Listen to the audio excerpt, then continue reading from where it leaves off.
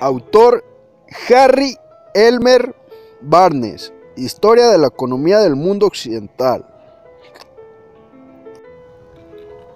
Los esclavos en tiempos de Augusto.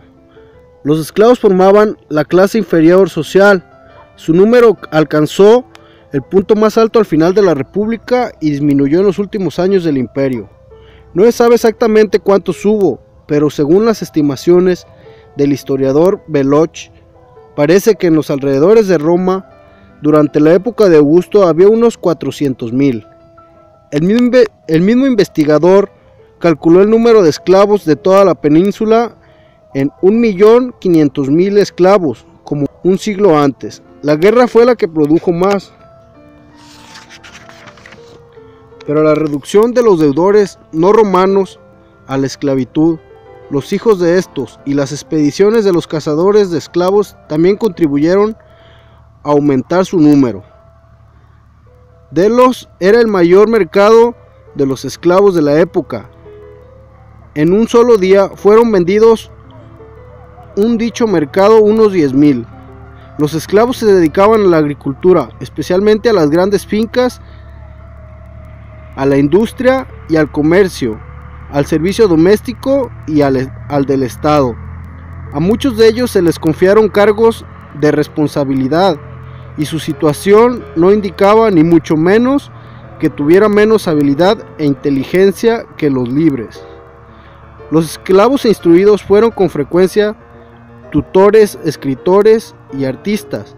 Por regla general, los esclavos más hábiles y cultos vivían en las ciudades, mientras que los de orden más inferior se concentraron en los distritos rurales. En la última época de la República y en los primeros tiempos del Imperio, la sociedad romana descansaba más por completo sobre bases esclavistas que ninguna otra civilización antigua, aunque el predominio de los esclavos fuese mayor en la agricultura que en la manufactura y el comercio. Los romanos no consideraban la esclavitud como un problema, pues formaba parte integrante del orden existente. El esclavo era una cosa, no una persona. No podía ser propietario ni casarse. No poseía derechos, excepto los que le garantizaba su amo. No había ninguna limitación legal al tratamiento de los esclavos, que por otra parte variaba mucho. Los esclavos cultos eran, por regla general, tratados con mucho cuidado y consideración, gozando del afecto y del respeto de sus amos.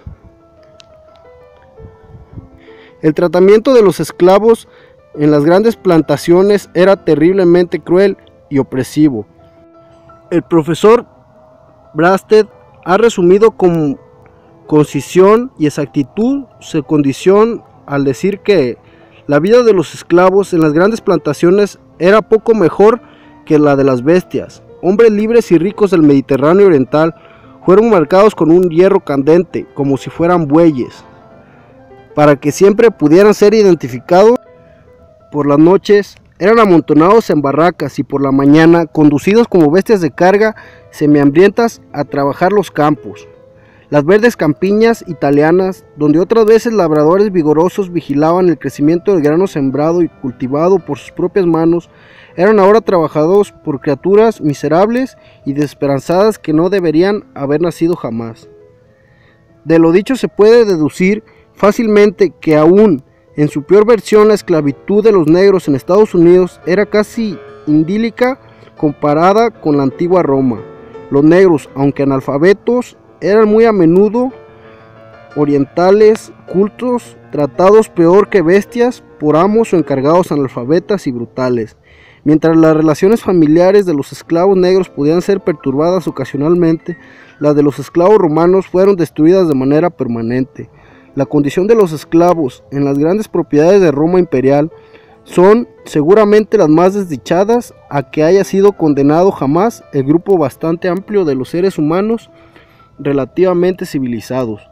Cuando cesaron las guerras de conquista, el suministro de esclavos escaseó. Entonces adquirieron relativa importancia tanto los arriendos como la agricultura semiservil, que adoptó la forma del colonato.